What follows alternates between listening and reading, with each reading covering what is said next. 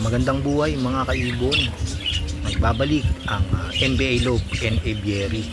Yan, kung bago nga kayo dito sa aking YouTube channel, pa-like, share, subscribe po ng aking YouTube channel, ang NBA Lobe and Aviary.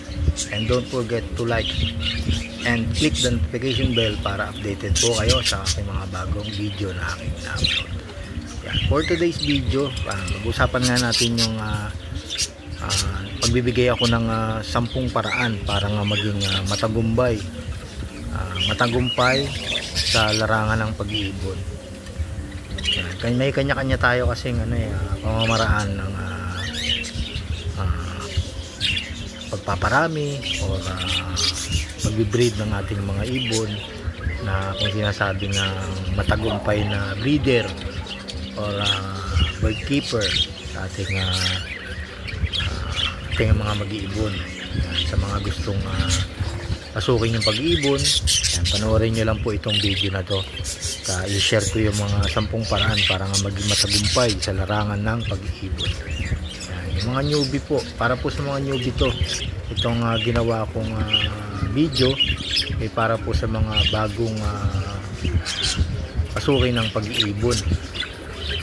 Mamaya po pag-uusapan natin yan pagkatapos ng intro.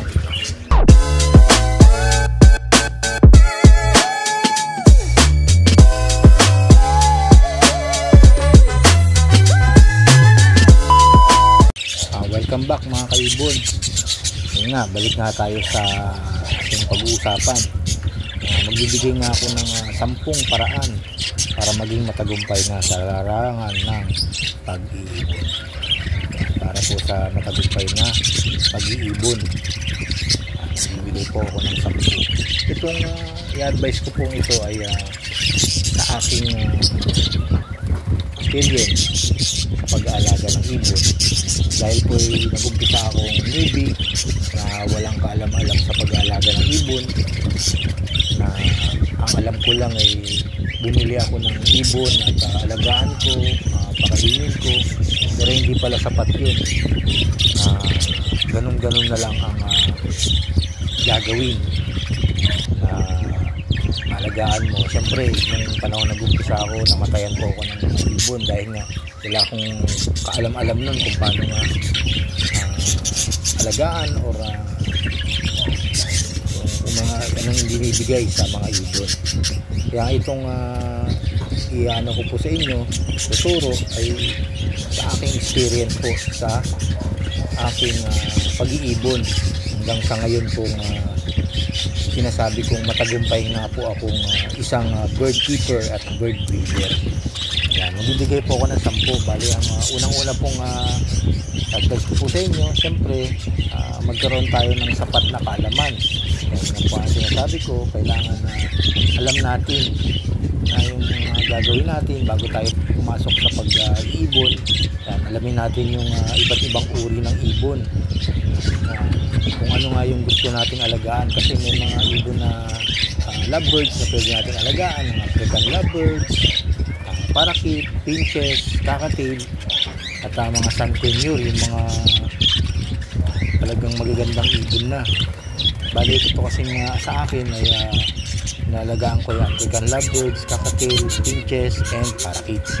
Yan po yung aking inaalagaan dito sa aking ibon. Meron din po akong racing pigeon. Nag-race din po ako. Talagang itong aking buhay ay sa talaga ako, bird lover ako. Sabi ko matagumpay ako sa aking larangan. Yun nga, number 1 nga po, ay magkaroon po tayo ng sapat na kaalaman. Alamin natin yung iba't ibang uri na gusto natin alagaan ibon. Mayroon tayo dapat na unahin, hindi yung sabay-sabay natin alagaan. Depende na lang po kung anong gusto yung ibon alagaan. Tapos kailangan alam din natin yung ibibigay natin pangangailangan sa kanila. Siyempre hindi lang natin sabing nag-alaga tayo ibon, bigyan natin sila ng pagkain, patuka. Hindi po yun. Kailangan alam din natin kung ano yung mga vitamins, kung ano yung pwede patuka sa kanila na dapat ibigay. At ang mga alam din natin yung pwedeng makapag-apekto ng kanilang halimbawa magkasakit sila, alam din natin yung bibigyan natin mga gamot, yung mga supplement, na dapat nakahanda po tayo. Ito yung unang-una. At pwede tayo sa pangalawa, magplano tayo ng mabuti bago magsimula. Yan po. Kailangan natin planuhin ng mabuti kung saan mo sila ilalagay at kung paano mo sila makakainin. Ito yung sinasabi ko sa inyo, na alam natin kung ano nga yung papatukan natin, kung ano yung ipapainom, kung ano yung mga gulay na pwedeng ibigay, at saka kung saan natin sila ilalagay. Tapos pangatlo, siyempre bibili po tayo ng ibon. Ang kailangan may kaalaman, tapos magpaplano. Yung pangatlo, bibili na po tayo ng ibon na gusto natin alagaan. Tapos siguraduhin mo din po na na ang bibilihan niyo yung mga matatagal ng breeder at may alam sa pag-iibon. Tapos siyempre sisiguraduhin din natin na malusog yung ibon at walang sakit. Dapat natin bibilin kasi nga kung wala nga tayong alam, bibili tayong ibon, yung pala may sakit, mamamatay din po yun. Kaya siguraduhin po natin na yung bibili natin ibon ay malusog at walang sakit. Doon na tayo mga kaibon sa pang-apat. Magbigay tayo ng maayos na tirahan or cage yung paglalagyan nila. Kasi may dalawang klaseng cage na yan. Merong double cage at single cage. Yan, depende po sa bibili nyong ibon. Kung nag-umpisa pa lang po kayo ng parakeets, ay pwede po natin ibigay sa kanila yung single cage. Tapos kung balak nyo naman pong dalawang pares, ay pwede nating ibigay ang double cage. Yan, may mga naman yan, divider naman po yan. Tapos yun nga, syempre yung pangangailangan nila. Yan, bumili na nga tayo ng ibon, tapos alam na nga natin yung mga pamamaraan. Syempre bibili na tayo ng cage na dapat paglagyan nila. Tapos syempre yung paglalagyan nila, kailangan ligtas po sila. Ang sinasabi kong ligtas, yung paglalagyan nyo po, walang mga predator na pwedeng kumain sa kanila or pumatay sa kanila. Siyempre kailangan din pong malinis yung lugar ng paglalagyan. Tsaka nga po yun nga, yung iiwas po natin sila sa mga predator tulad po ng daga, pusa, ahas at aso. Yan po yung number 1 na makakapagpa-stress at pwedeng pumatay sa kanila. Doon naman po tayo sa pang-5. Pang-5 po tayo. Pakainin ang mga ibon ng sa tamang oras. Bakit po nga po sinabing pakainin natin ang ating mga ibon sa tamang oras? Siyempre, doon po tayo makakapagbigay ng masustansya at lulusog ang kanilang katawan sa tamang oras ng pagpapakain. Yan, kung tayo nga pong tao, lagi tayong nalilipasan ng gutom. Siyempre yung mga sustansya na kakainin natin ay nawawala kasi nga po paiba-iba tayo ng oras ng binibigay sa kanila.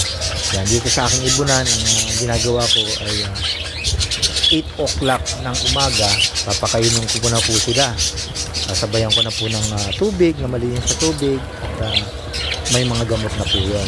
Kaya pag alam po nila, nasanay po sila sa ganong oras ng pagpapakain nyo, alam na po nila na nagiging maligalig na po yung ating mga alagang ibon. Yan, tulad po dito sa akin na pag dumaan na po ako sa ganong oras at nahawakan ko na po yung kanilang patukaan, mga nagliligay, nag-iingay na po yan.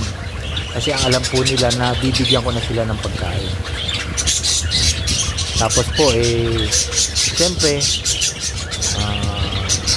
iba't ibang uri din po ng pagkain.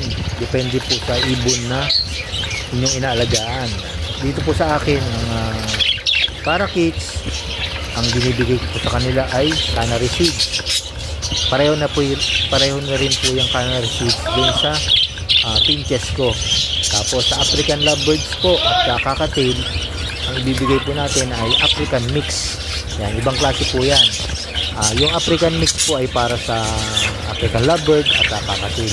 Meron po siyang sunflower seeds, saka yung mga iba't ibang uri ng klase ng mga patuka. Yung sa cannery naman po yung maliit na butil, mga ano po yan, mga white millet, red millet, tapos meron siyang cannery. Yan. Okay. Yan po yung tatandaan natin kung ano nga po yung uri ng ibon na ating bibilin, ay may iba-ibang klase ring patuka na dapat ibigay sa ating mga ibon. Kung ano pa yung nararapat sa kanila. Tapos doon naman po tayo sa pang-anim na paraan na ginagawa ko po dito sa ating ibon. Ay ang nagbigay po tayo ng kapanak, bibigyan na tayo ng pagkain. Magbigay rin po tayo maliit na tubig. Sabi ko nga po ganun sa inyo. Siyempre, ang ibon ay nangangailangan ng malinis na tubig.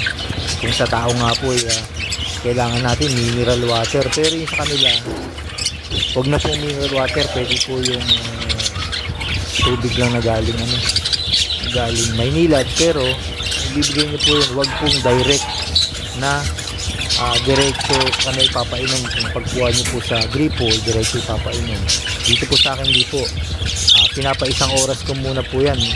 Kasi nga po para matanggal po yung chlorine na ano po dyan sa tubig gripo. Yan, pwede rin po siyang tubig poso. Yan, yung sa gripo. Dito sa akin po kasi may mga galon po ako at saka balde na iniipon na po yun. Mamagdamag na po yung tubig ngayon. Kaya po yung pinapainom ko sa aking mga ibon. Yan. Sunod po ay yung pang anim.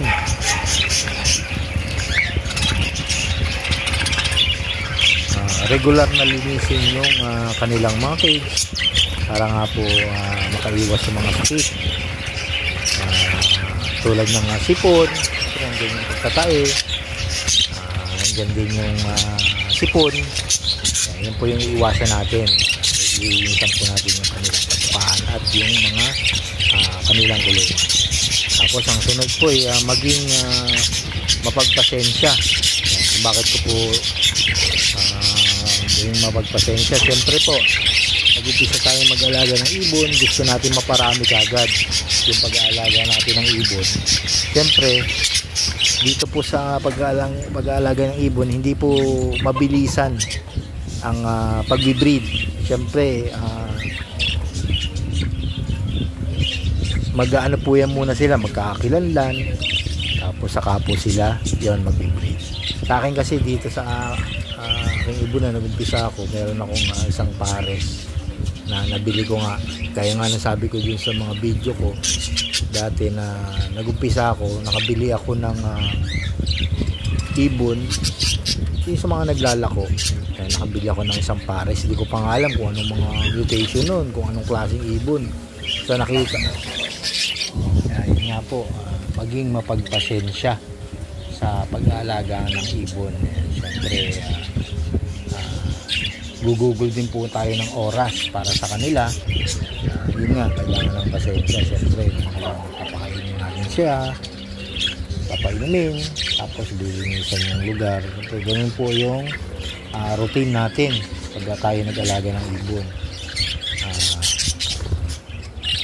Paulit-ulit lang po yan, kaya nga kailangan ng pagpasensya. Tapos yung sabi ko nga kanina na ang pag-breed ay hindi madalian.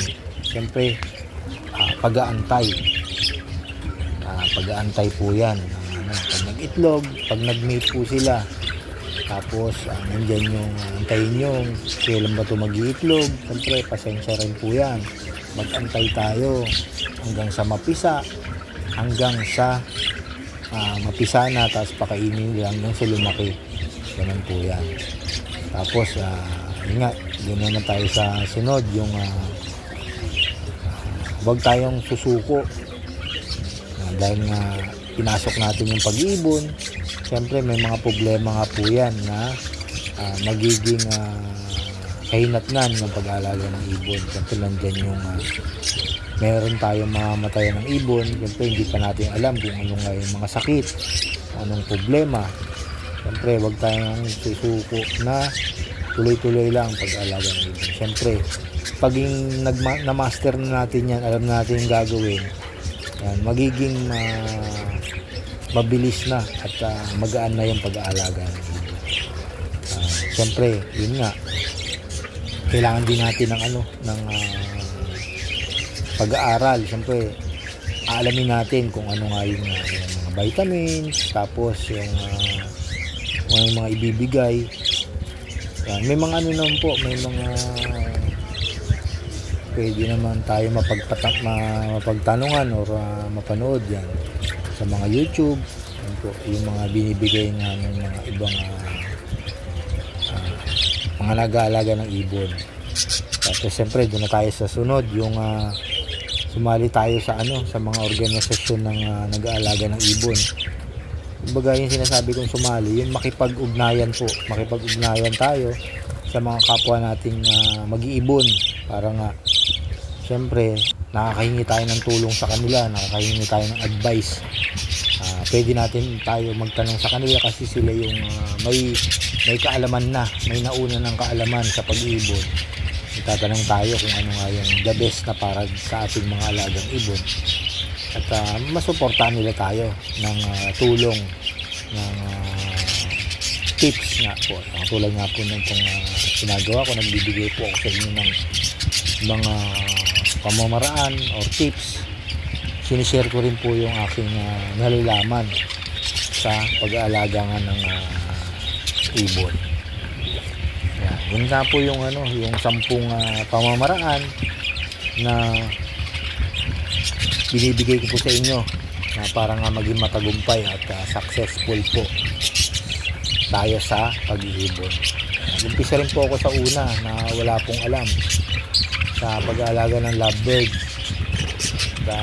Ngayon po sinasabi ko na almost naging matagumpay na rin po ako kasi nga nakakapag-breed na po ako ng mga iba't ibang klaseng mutation.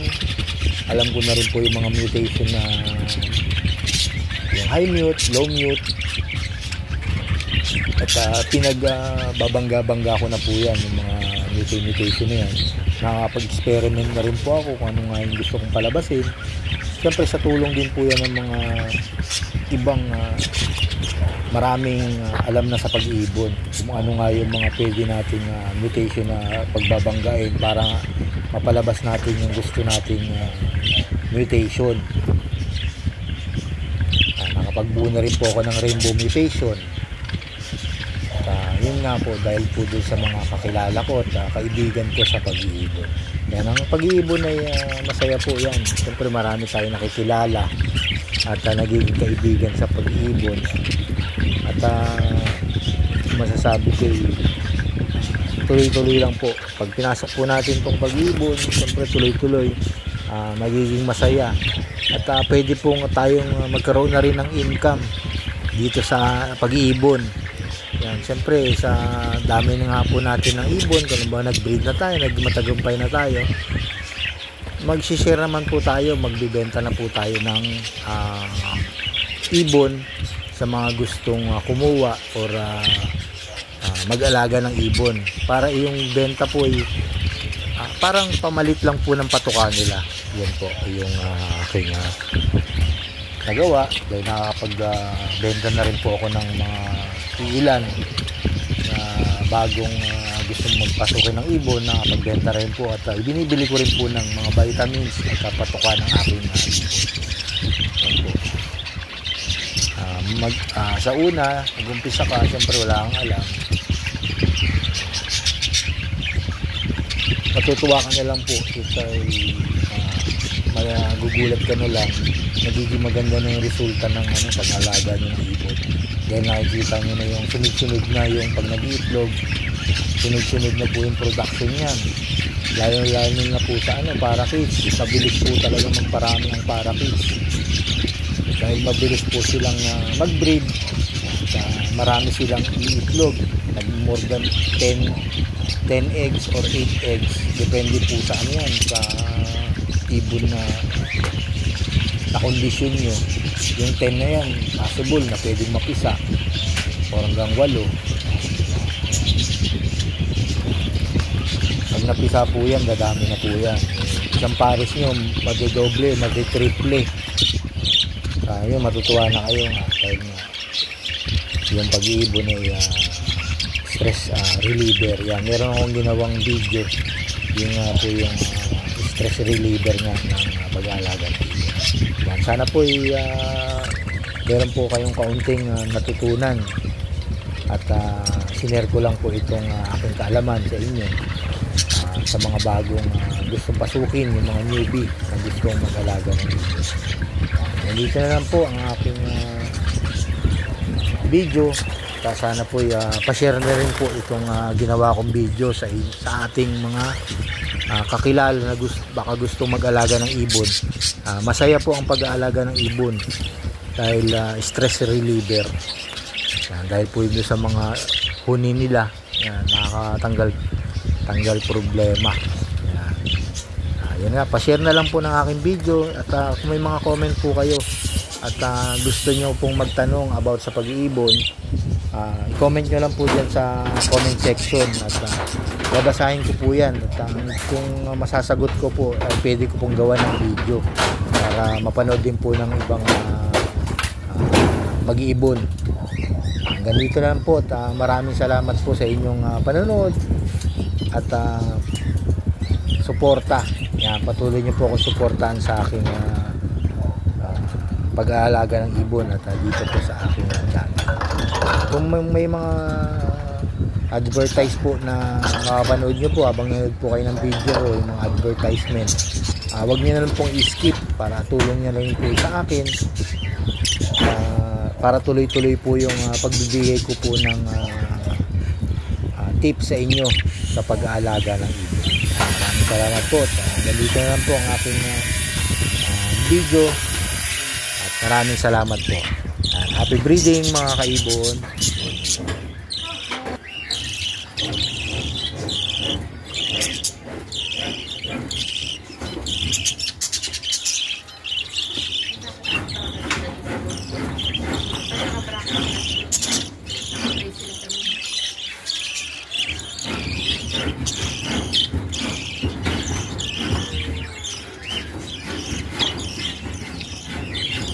Tatanggalin nyo sa ibabaw sila, nasa ibabaw. Wala silang tatapakan pag inalis na nila.